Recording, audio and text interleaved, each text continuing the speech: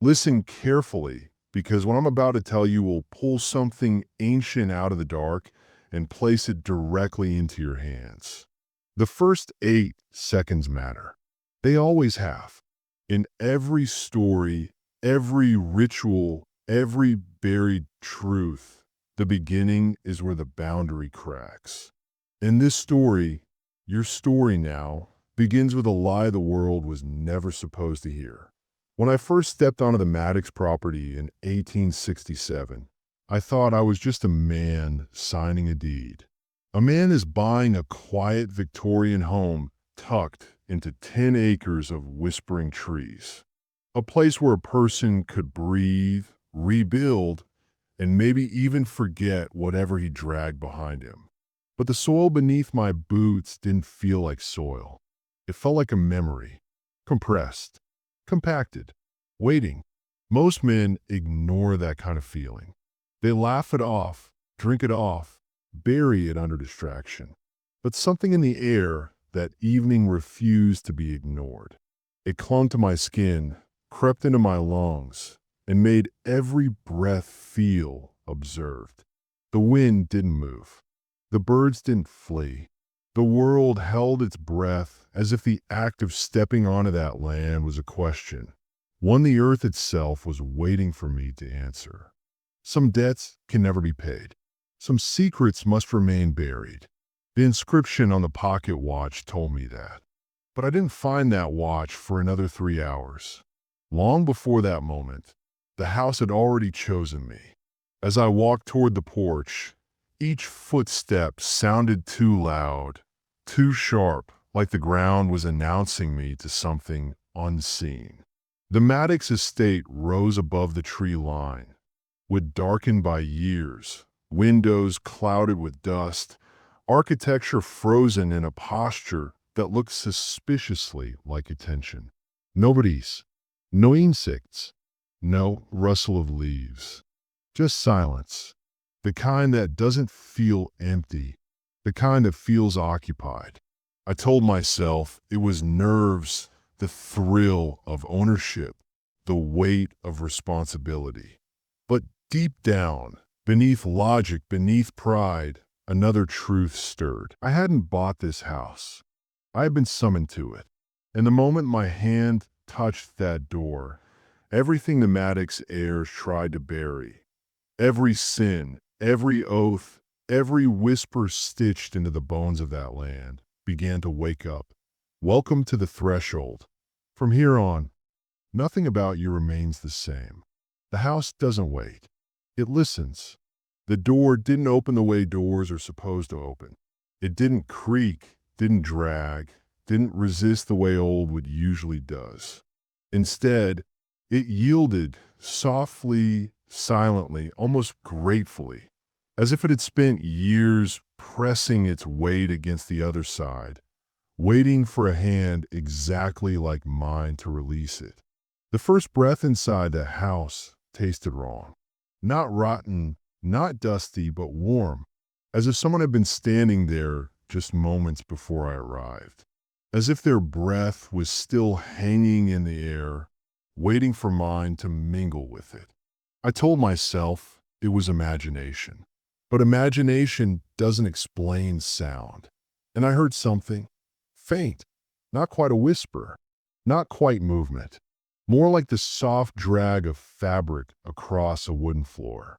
Slow, careful, intentional. It came from the second floor. I should have turned around right then. Any sane man would have. But something stronger than fear, something older, settled its hand between my shoulder blades and pushed me deeper into the entry hall. The floorboards beneath my boots didn't shift. They didn't groan. They didn't protest. In fact, they felt unnaturally firm, like they had been waiting for decades to bear weight again. Waiting for me. The house smelled faintly of cedar, soot, and something metallic beneath it, something that tasted like old coins on the tongue. The walls were covered with peeling floral paper, but beneath the cracks, I saw glimpses of the original wood. Dark, iron-rich, and strangely smooth. almost polished, as if touched too often by too many hands. Then I saw them. Boot prints on the floor. Small, narrow, delicate, a woman's. But they weren't covered in dust. No dust lined either side of them, meaning the prints were new, meaning she had been here, meaning she might still be. I followed them with my eyes, not with my feet. Not yet. They led from the base of the staircase to the parlor, then vanished into a patch of shadow that seemed too deep for a house receiving daylight through 3 large windows. My pulse hammered, not from fear, but from recognition. Something about those prints felt familiar, too familiar. And that's when the realization struck with a cold, surgical precision. I hadn't stepped into a stranger's home. I had stepped into a memory, one that wasn't mine, but somehow already knew me. And the house was waiting for me to acknowledge it. The question now was simple, but the answer would change everything. Did I follow the footprints, or did I wait for them to return? Some footsteps are not meant to be followed, but they always lead you anyway. I stood there, frozen between 2 dangers. The danger of moving toward the unknown and the danger of standing still long enough for it to move toward me. The air in the parlor shifted, only slightly, but enough for the fine hairs on my arms to rise like soldiers awaiting command. The footprints stopped at the shadowed corner of the room, but they didn't end. No, they disappeared, as if the woman who made them had been swallowed by darkness itself. For a long moment, I simply watched that corner, waiting, listening. The human mind has a strange way of anticipating shapes in the dark. It fills the silence with imagined movement, imagined breath. But this wasn't imagination. This was an observation. The darkness felt aware. Then came the sound, not a whisper, not footsteps, a soft, deliberate inhale, as if something in that shadow was tasting the air and deciding whether to speak. My throat went dry. I forced myself to scan the room instead of staring at the darkness like prey. The parlor was a museum of abandonment. Dusty portraits, empty chairs, curtains stiff with age. But one detail stabbed through the stillness like a needle. A chair at the far end of the room was slightly pulled back from the table. Not enough to be obvious, but enough to say someone had risen from it recently. And on the table, an imprint, a hand, small, feminine, pressed into the dust like a signature. She touched it. She sat here. This wasn't residual energy. This wasn't leftover history. This was recent, alive. My pulse quickened. The primal instinct of a man sensing presence before proof. And that's when the house offered something new, a voice. Not spoken aloud, but threaded through the walls, soft as a breath against the back of the neck. She's still here. I spun around, heart slamming against my ribs, but the room remained empty. The house wasn't talking to my ears. It was talking to something deeper, something I hadn't used since childhood. That strange intuition adults bury because the world tells them to stop believing what they feel. But in that moment, I believed, because I could feel her, not as a ghost, not as a memory, but as a living presence just beyond reach. Something inside the wall behind the parlor, something hollow, cold, and intentional, shifted. Wood flexed, plaster creaked, as if the house had lungs, as if it had just exhaled for the first time in years. And I realized the truth. I wasn't alone. I hadn't been alone from the moment I crossed the property line. And whatever lived in this house wasn't hiding. It was watching, unclean, marked. She used to think it was superstition, something created to frighten children into obedience. But now, standing in the corridor with the stink of old dust and cold stone pressing in, She understood the truth. Their ancestors hadn't feared ghosts. They feared reminders. Reminders of the child who was born wrong. Reminders of the screams the servants swore came from inside the walls. Reminders of the night. The family sealed the doors shut and nailed them from the outside, while someone inside begged to be let out. The whisper brushed her ear again. You opened the door. Her breath caught, because she had. She had forced it open, desperate to know what her family refused to speak about. And now the air around her was thick with a presence that felt aware. The candle suddenly extinguished, plunging the corridor into a suffocating blackness. She couldn't see her hands. She couldn't see the door. But she could see one thing, because it did not need light to be seen. A shape, faint, human-like, but twisted at the spine, as if it had grown wrong in the dark. Its head tilted unnaturally, observing her with a stillness that felt too calculating to be accidental. Then, in a voice that no longer whispered, "You look like her," and the darkness moved. The darkness moved like a living thing, fluid, deliberate, and impossibly patient. It didn't rush toward me, didn't lash out like a beast cornered. No, it watched, waiting for a sign, a reaction, an invitation. "You look like her." The words echoed in the void, not just spoken, but carved into the air itself. I could almost taste their weight, heavy with centuries of guilt, fear, and an ancient debt no ledger could ever balance. But who was she? The girl in the shadows? The child with the twisted spine? The one whose name had been erased from every record, every whispered tale? The house was a vault, a prison built from stone, wood, and silence. And she was the lock. Every heir who inherited this place had inherited more than land or wealth. They inherited a pact forged in blood and fear, a covenant older than law, older than any government.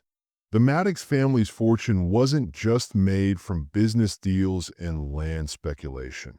It was built on obligations that stretched into the darkest corners of forgotten history. I had stepped into that legacy blind, signing not just my name on a deed, but my soul on a contract I didn't understand. The air thickened. I could feel it pressing against my skin, invading my lungs, sinking deep into my bones.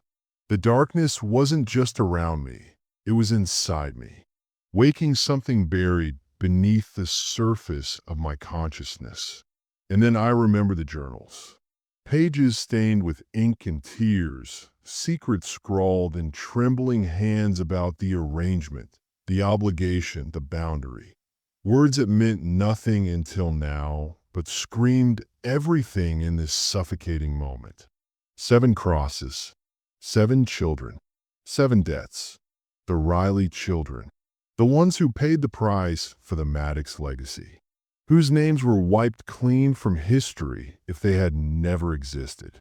And the pact, renewed with each generation, each sacrifice, each whispered prayer for protection from what lived beneath the soil.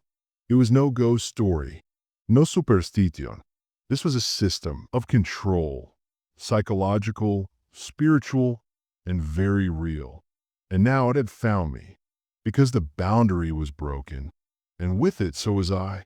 The boundary was breaking, and the cracks were showing everywhere, not in sudden shatters or loud explosions, but in subtle shifts that no one but a watcher could detect, like the way shadows seemed to bend at unnatural angles in the corner of the room, or how the air near the attic door carried a whisper of cold that no fire could chase away.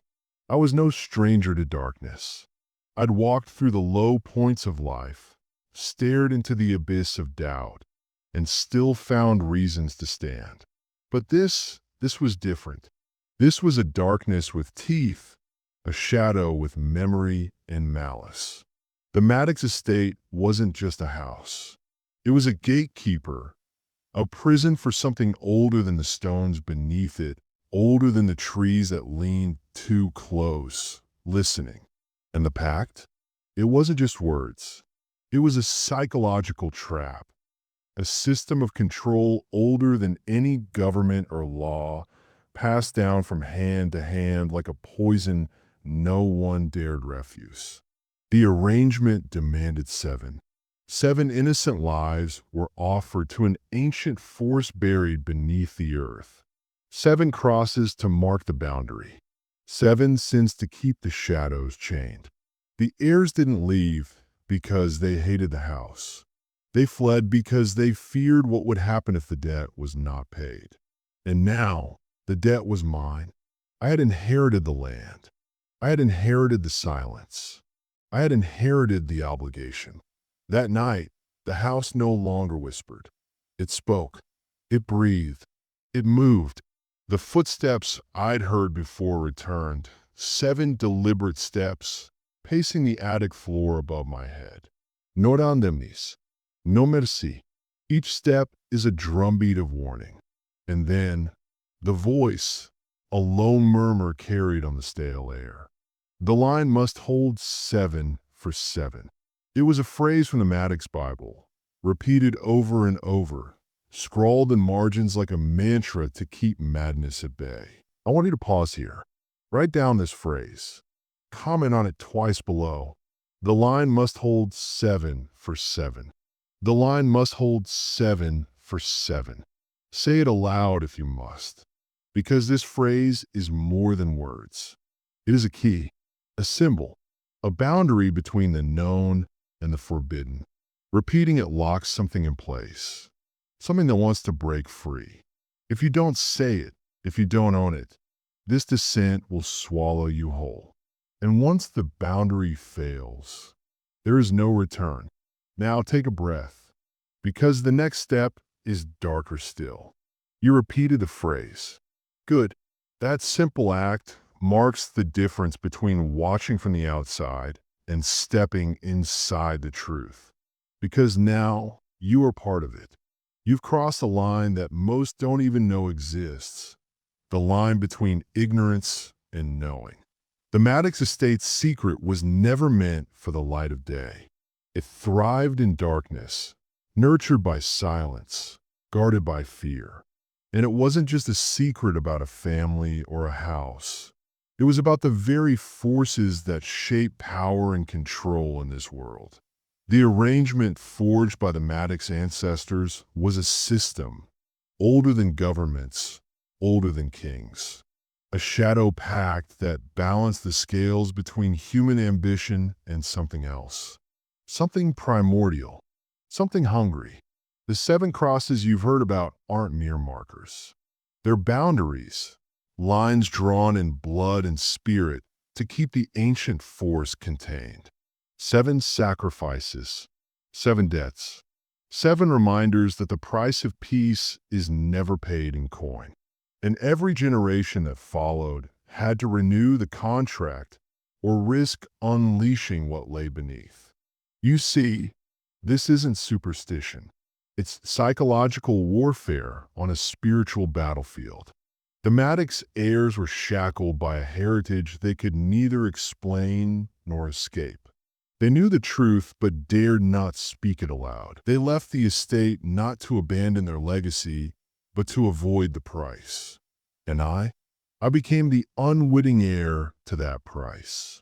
The house creaks not because of age, but because it remembers, because it is alive, not just with wood and stone, but with memories, with whispers, with the echoes of deals made in desperation. I began reading the journals more deeply, the scrawled confessions, the frantic warnings, the fading hope. And in those pages, I saw the pattern, the creeping madness, the tightening noose of obligation, the slow unraveling of every soul who dared to break the pact. This knowledge is power, but it's a power soaked in blood and bound by fear. And now, The house watches me the same way it watched them, and it waits for me to pay the price or to break the cycle. The question is, which will it be? Because some debts are eternal, and some secrets are meant to destroy. You're no longer a bystander. You are part of the story, and the story is far from over. The Maddox estate was no longer just a building. It was a living entity, a monument not to wealth or success, but to a hidden war fought in shadows and silence. The ground beneath it pulsed with a dark energy older than any law or religion. It was a vault, yes, but also a prison for something that should have never been disturbed. With every journal I read, every faded page I turned, the weight of the Maddox legacy pressed down on me harder. Each entry was a confession, a cry for salvation wrapped in code. The language shifted from hope to despair, from control to chaos. The arrangement wasn't just about protecting a family. It was about containing a force that had once been worshipped and feared by indigenous tribes long before the Maddox name was ever spoken. They called it the obligation, a debt that required 7 innocent lives, 7 children sacrificed to keep the boundary intact. The Maddox family had dug too deep into the earth, disturbed things that should have remained buried. The mine collapse was no accident. It was a ritual, a contract sealed in blood and silence. The 7 crosses I found, hidden in the woods, weren't graves. They were warding, markers drawn in pain and fear, symbols to keep the darkness from spilling out into the world. And that darkness, it was alive, waiting, hungry. When I first heard the footsteps pacing above me in the attic, I thought it was a trick of the mind. But the sound didn't fade. It grew louder, more deliberate. The Maddox heirs vanished not because they abandoned the land, but because they fled what lay beneath it. The family didn't sell the estate out of disinterest. They sold out of terror. And now, that terror was mine to bear. I wasn't just a homeowner. I was the new keeper of the arrangement, the inheritor of the debt. The Maddox estate didn't want a master. It wanted a sacrifice. And as the shadows closed in, the truth became clear. Some legacies are curses. Some houses are prisons. And some debts can never be paid. The night settled in like a suffocating shroud, wrapping the Maddox estate in unnatural silence. But silence here wasn't peace. It was a waiting room for horrors unseen, for debts unpaid, for voices long silenced but never quiet. I sat alone in the library, the flicker of a dying candle casting long shadows on the cracked walls. The journals lay open around me, brittle pages stained with ink and fear, bearing witness to generations caught in the same cycle of dread. The last entry I read was from Richard Maddox, dated mere days before the family vanished for good. His handwriting was frantic, the words desperate and broken. It demands more. The boundary is weakening. 7 is no longer enough. That phrase clawed at my mind. The ancient pact, the blood price, the crosses marking the boundary, all seemed like feeble attempts to keep something locked away. But what was that something? What lived beneath this cursed land that thirsted for innocence, for sacrifice? A sudden chill swept the room, and I felt the temperature plunge. The house exhaled, or maybe it was a warning. The walls creaked as if breathing. And then footsteps, not the random creaks of an old house, but measured, deliberate footsteps pacing just above in the attic. 7 steps, back and forth, marking time with a cruel rhythm. I couldn't look away. I realized I was no longer just an observer. I was part of the story, part of the debt. The house wasn't haunted by spirits. It was haunted by obligation. by bloodlines bound by unbreakable contracts, by secrets that could never be spoken aloud. As the candles sputtered and died, the darkness pressed in closer. The Maddox estate had awoken, and it wanted me to understand one final truth. The price for forgetting is eternal, and I was about to pay in full. The house had changed. I could feel it, not just in the creaking floorboards or the sudden cold spots, but in the very air I breathed. It wasn't just the weight of history pressing down on me anymore. It was the presence of something awakened, something restless. I went back to the attic that night, drawn by a force I didn't understand but couldn't resist. The padlock I'd broken before was gone, or perhaps dissolved by time and intention. The door stood open, a dark invitation. Inside, the air was thick with dust and something else, something ancient, foul, and lingering like a stain on the soul. The shelves were lined with more journals, crosses, and symbols I hadn't yet deciphered. But what caught my eye was a small, leather-bound notebook wedged behind the others, different in every way. It belonged to Samuel Langford, the name etched inside the silver pocket watch I found so long ago. He wasn't just a lawyer or caretaker of the Maddox estate. He was the architect of the arrangement. Langford's confession was chilling. The collapse of the Maddox mine, the death of the Riley children, was no accident or tragic misfortune. It was a ritual, a sacrifice rooted in forgotten rites older than the valley itself. 7 children, offered as payment to a force buried deep beneath the land, a force that understood only blood. The crypt beneath the estate wasn't a graveyard. It was a prison, shaped by ritual geometry and sealed by 7 crosses marking the boundary. Langford's words twisted into madness toward the end, warning that the price demanded was rising, that coins and contracts were no longer enough. The entity beneath was no longer satisfied. It hungered for more. I slammed the notebook shut, heart hammering. I wasn't just an owner. I was a keeper, bound to a legacy of sacrifice and silence.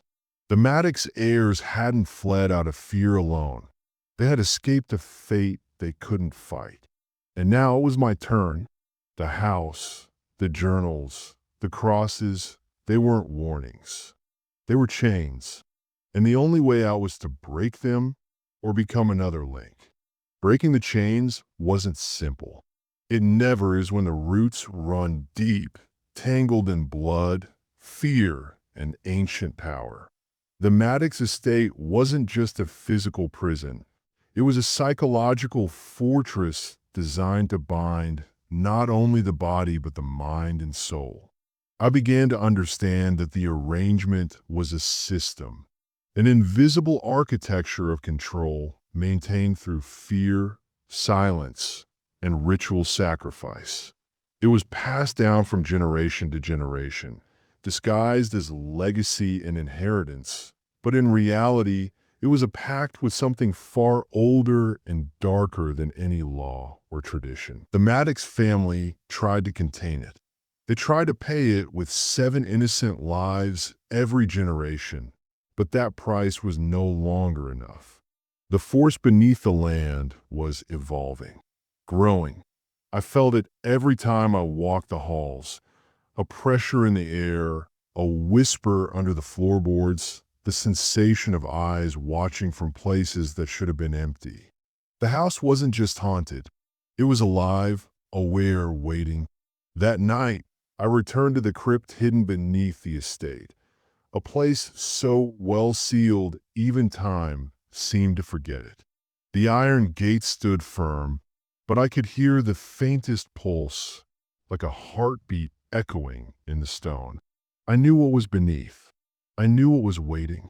The legacy of 7 had become a curse, a debt no bloodline could escape. And as the wind howled through the valley, I understood the truth the Maddox heirs fled from. The house didn't want peace. It wanted control. It wanted dominion. And the moment I stepped inside, I wasn't just a man uncovering a secret. I was the next chapter in a story written in suffering and silence. I was no longer free. I was bound. And the deeper I went, the more I realized this wasn't just history. It was a warning. The Maddox estate wasn't just a place, it was a living trap. A nexus where ancient forces intertwined with human ambition and cruelty. It had watched centuries pass, absorbing the fears, sins, and sacrifices of those who tried to control it. I walked the dark halls with a weight on my chest, the echo of every footstep a reminder that I was not alone. The walls seemed to breathe, the shadows stretching longer, curling closer, as if they recognized me, not as an intruder, but as a successor. The journals told a story, but so did the house itself. It spoke in creaks and whispers, in drafts that chilled to the bone, and in the faint scent of something old and rotten, like a secret festering beneath the surface of civilization. The Maddox family wasn't cursed by coincidence. They had made a choice, an ancient, terrible choice. They traded innocence for power, safety for silence, and the price was paid in blood over and over. 7 children sacrificed, 7 crosses marking the boundary. But that boundary was weakening. The price was rising. I felt it every night. The presence in the attic, the pacing footsteps, the cruel laughter of children who should have been free but were forever bound. The pact was more than superstition.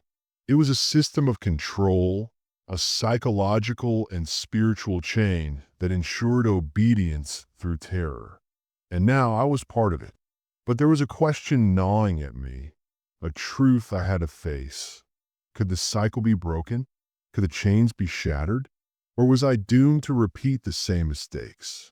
To become another ghost, another victim trapped in the Maddox legacy? This was no longer about land or inheritance. It was about survival, about understanding the forces that manipulated generations in shadows, about facing the darkness inside and outside, and about deciding what kind of man I would become. Because knowledge is power, but only if you dare to act on it. The Maddox estate was a mirror, reflecting not just the sins of the past, but the darkness lurking inside anyone who dared to confront it. I stood at the edge of choice that would define everything, to succumb to the legacy or to fight against it. The journals whispered warnings, but also clues. Symbols etched in margins, cryptic phrases like the line must hold, and references to rituals meant to renew the pact, to keep the ancient force contained. But with each passing generation, the price had grown heavier, the boundary thinner. I realized the Maddox heirs weren't just fleeing fear. They were escaping an obligation they could no longer bear. That obligation was control, a system binding them to something older, darker, and more powerful than any man. As I traced their steps, I uncovered layers of psychological manipulation carefully constructed over centuries. The house wasn't just haunted, it was designed to break minds, to instill obedience through terror. It was a fortress built with bricks of silence and mortar of blood. The phrase 7 for 7 wasn't just a curse, it was a command. 7 sacrifices to seal the boundary, 7 crosses to mark it, 7 generations trapped in the cycle. But what if that cycle could be broken? What if the power that bound them could be turned against itself? The thought was dangerous, even reckless. But it was the only hope, because the Maddox estate didn't just hold secrets, it held power. Power that could be wielded by those brave enough to claim it.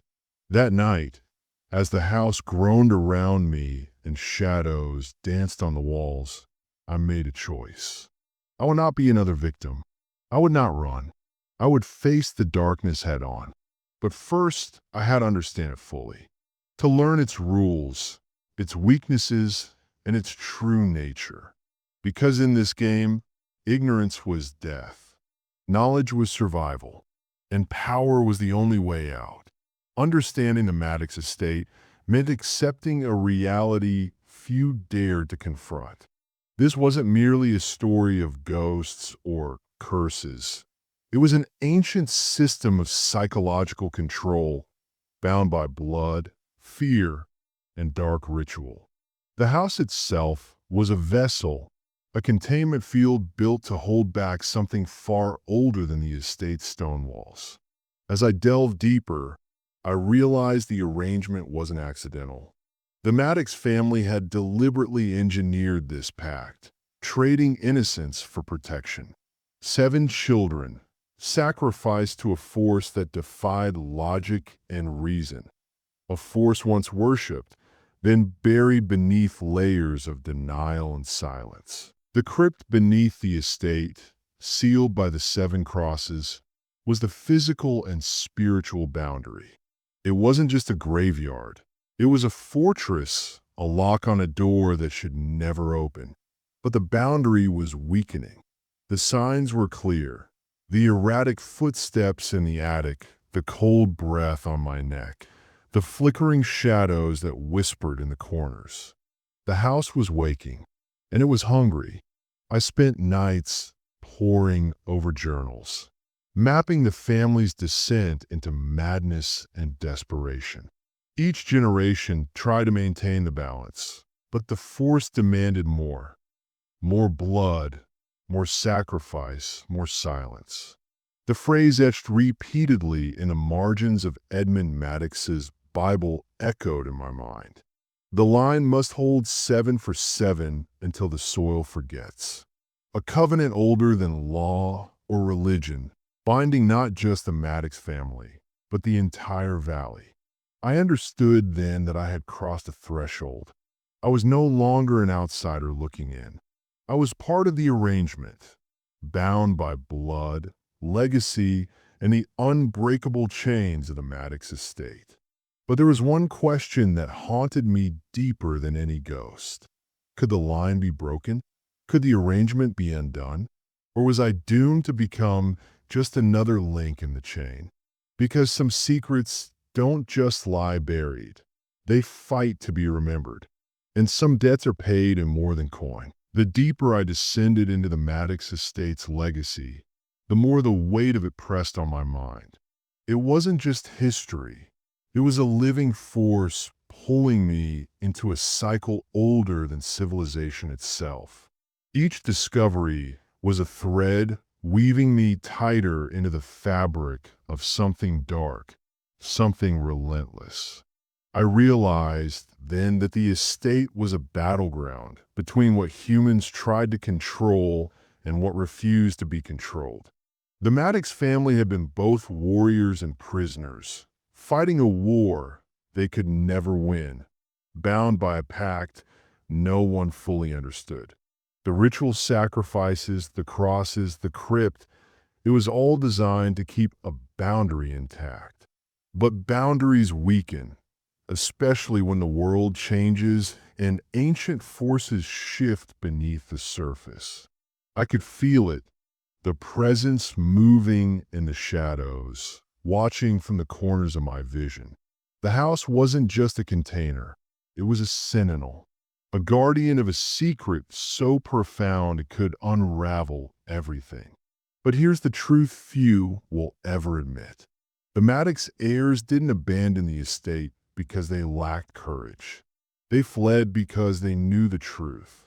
They knew the force beneath the land demanded a price beyond human reckoning.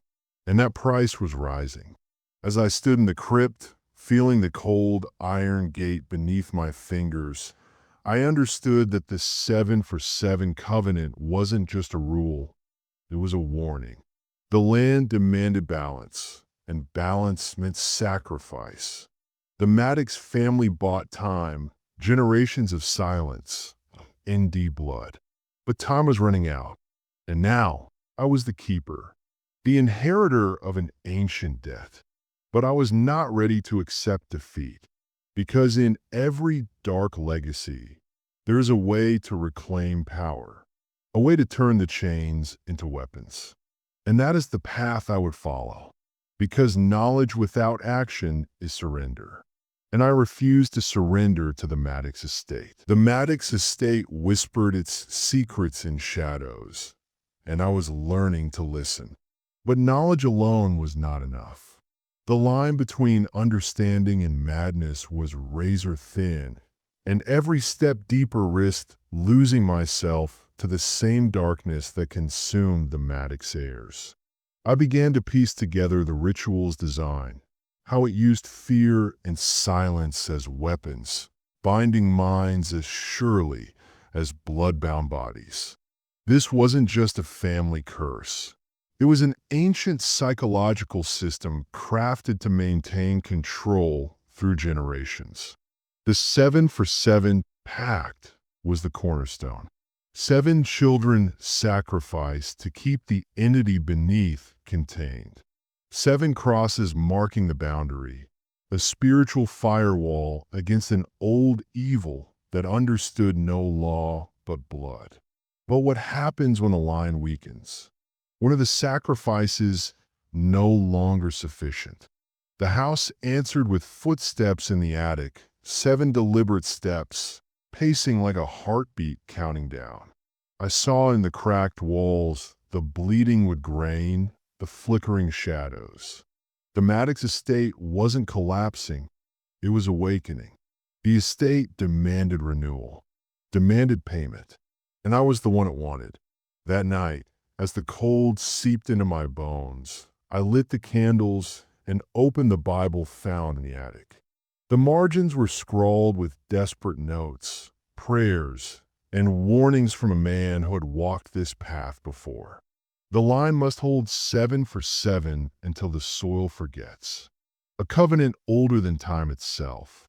I whispered the phrase again, aloud, feeling its power resonate in the silence. Now, I ask you, say it with me. The line must hold 7-for-7 until the soil forgets. Say it twice, because this is more than a phrase. It is a boundary, a shield, a call to awareness. If you repeat it, you join the legacy, not as a victim, but as a keeper of forbidden truth. Because once you know, you cannot unknow.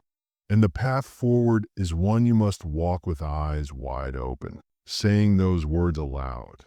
The line must hold 7-for-7 until the soil forgets. Felt like activating something deep beneath the surface. It wasn't just a phrase. It was a command, a key, a binding oath that linked me, and now you, to an ancient covenant older than law or faith. The Maddox estate was no longer just a place. It was a crucible, a testing ground for those who dared to uncover truths buried beneath generations of fear and silence. The journals revealed a harrowing truth. Every generation that honored the pact survived. Every generation that faltered invited the darkness closer. The Maddox heirs fled because they feared the consequences of breaking the boundary. I realized then that this was a system of control wrapped in myth, a psychological prison wielded through ritual, sacrifice, and secrecy. But it was also a system vulnerable to understanding. The darkness beneath the land fed on ignorance and silence. It thrived when people turned away, when they accepted fear without question. The Maddox estate demanded obedience but could be challenged. The journals, the crosses, the crypt, they were warnings but also guides. Pieces of a map to navigate this labyrinth of shadows. And I was no longer just an observer. I was a participant in this dangerous knowledge. There was a price, yes. a price that demanded courage and sacrifice. But there was also power, power to break cycles, power to reclaim control, power to rewrite a legacy forged in blood and silence. But this power came with a warning. It would change me. Once you step into the Maddox Estate's truth, there's no turning back. You either become the master or the prisoner. And I intend to become the master. Because understanding is only the beginning. Action is the crucible where true power is forged. The Maddox Estate's story isn't just about the past. It's a warning about the forces that manipulate us today. The system of control it embodies isn't confined to a forgotten house or a cursed valley. It's woven into the fabric of power, fear, and obedience that governs much of our world. The blood price, the rituals, the secret pacts, they're symbols of how elites maintain control through generations, how fear is weaponized to enforce silence and submission. But there's a deeper truth hiding beneath the surface. Power is never given. It's taken. It's claimed by those willing to confront darkness head-on, to break cycles of manipulation. The Maddox Estate is a microcosm of that struggle, a battlefield where legacies are forged and broken. I wasn't just uncovering history. I was learning how ancient systems of control still operate today through psychological chains, invisible boundaries, and silent agreements made behind closed doors. And like the Maddox Heirs, many walk unaware they're trapped in these systems. But awareness is the first step toward freedom. This knowledge is dangerous, yes.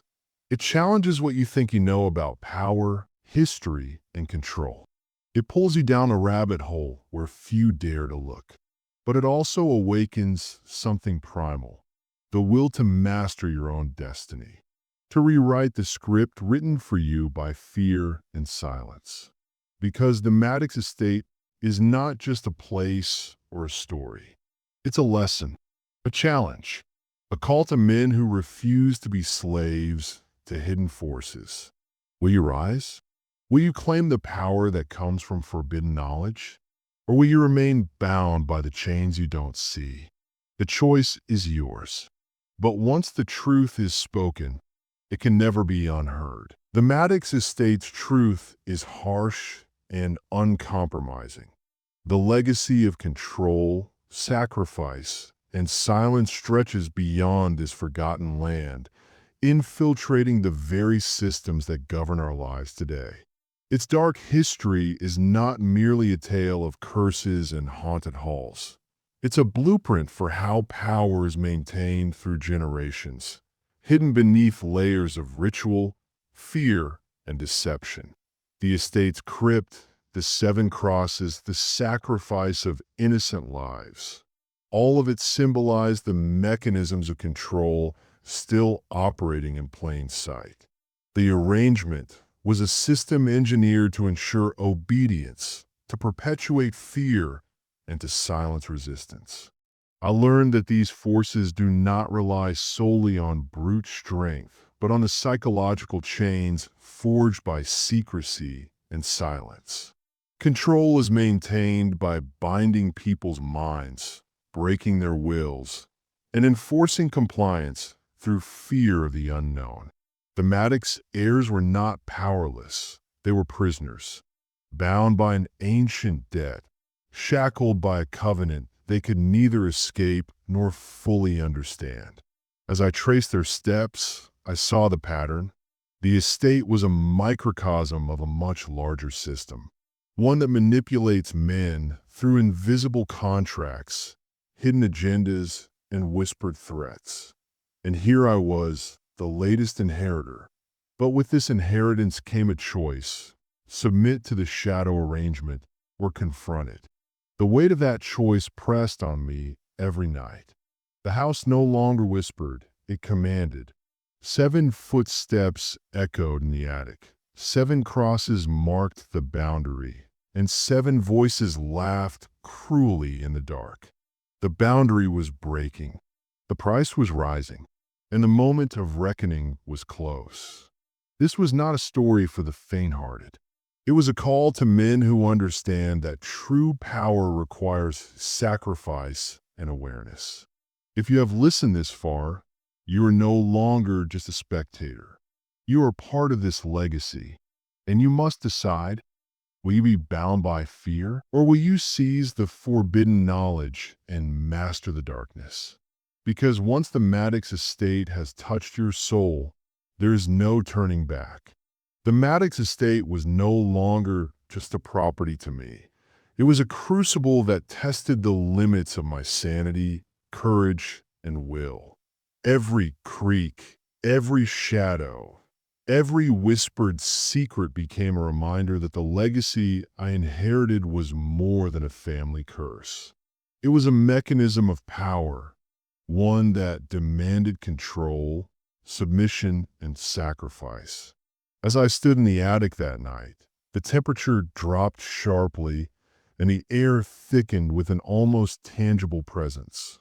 The house groaned not from age, but from strain, an ancient force stirring, ready to reclaim what it had been owed for generations. The journals I had studied became my only guide, their pages a roadmap through madness and ritual.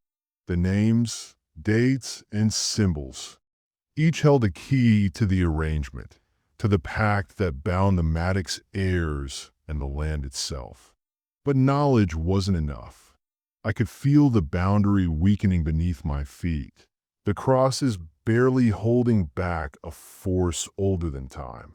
The sacrifice of 7 children every generation was a debt paid in blood, a currency more potent than gold or law. And now, as the shadows lengthened, it was clear the price was rising. I was no longer a passive observer. The estate had claimed me. I was its new keeper, whether I wanted it or not. Fear was no longer an option. To survive, I had to confront the darkness, to master it rather than be mastered. The question was simple. Could I break the cycle? Could I undo what had been done for centuries? Or would I become another ghost in the Maddox estate's long history of silence and fear? One thing was certain. The moment I stepped into this legacy, my life changed forever. And the only way out was forward. The Maddox estate held me captive in a web of ancient power and psychological control. Each creak of the floorboards, each cold gust, was a reminder that I was no longer just an intruder. I was the inheritor of a dark covenant. I spent days and nights piecing together the fragmented history, the blood debts, the rituals that bound generations. The journals revealed a cycle, a system engineered not just to contain something evil beneath the land, but to control those who lived above it. The phrase repeated in the margins of every faded page haunted me. The line must hold 7 for 7 until the soil forgets. 7 children sacrificed, 7 crosses marking the boundary, a pact older than memory. But the soil had not forgotten. The boundary was fraying. The estate's power was awakening. And the house no longer whispered, it demanded. The laughter of children echoed through the halls, cruel, mocking, a reminder that the debt was far from paid. I realized then that fear was the key ingredient in this system of control. It was the glue that held the arrangement together. The Maddox heirs had known this and fled, escaping not just physical danger, but the psychological torment of being bound by silence and obligation. But I couldn't run. The estate had made me a keeper, a guardian of secrets no man should hold. And yet, within this nightmare, there was a sliver of hope. Power lies in understanding, in confronting the darkness and refusing to be broken by it. But the Maddox estate is not forgiving. It tests you. It demands sacrifice. And it waits for the moment when the line finally breaks. Until then, the legacy continues. And so do I. Every moment spent within the Maddox estate deepened the unsettling truth. This was not merely a haunted house, but a nexus of power far beyond ordinary comprehension. The pact sealed in blood and silence echoed across generations, a ruthless system that had shaped not just the family's fate, but the very land beneath their feet.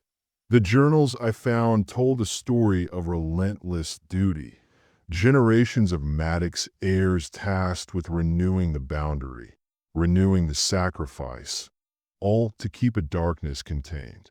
The arrangement wasn't just superstition. It was a methodical, calculated system of psychological control, a fortress constructed not of stone, but of fear, silence, and obligation. The crypt beneath the estate, sealed by 7 crosses, was the physical manifestation of this contract. A dark heart beating beneath the surface, waiting for the next renewal. The phrase, etched in the margins of the Maddox Bible, reverberated through my mind. The line must hold 7 for 7 until the soil forgets. It was both a warning and a command. The Maddox heirs had lived under this shadow, trapped by fear and bound by duty. The estate's power was not just in ancient rituals, but in the psychological chains forged by generations of silence. But knowledge of the pact was a double-edged sword. To understand the arrangement was to be drawn deeper into it. I realized then that breaking this cycle required more than courage. It demanded mastery over the fear itself, the very tool used to maintain control. The Maddox estate challenged me not just to survive, but to reclaim power from the darkness, to rewrite the legacy of silence and submission, to become more than a victim of an ancient death. This was no longer a house. It was a battleground for the mind and soul. And I was ready to fight. The Maddox estate's grip tightened as the boundary frayed. The house's presence was no longer a whisper. It was a roar inside my mind, a crushing weight that pressed down with every heartbeat. I understood the true nature of the arrangement. It was a covenant forged in primal fear, older than nations, demanding blood as currency. 7 for 7, the children, the crosses, the crypt, they were not just symbols, but seals holding back an ancient hunger.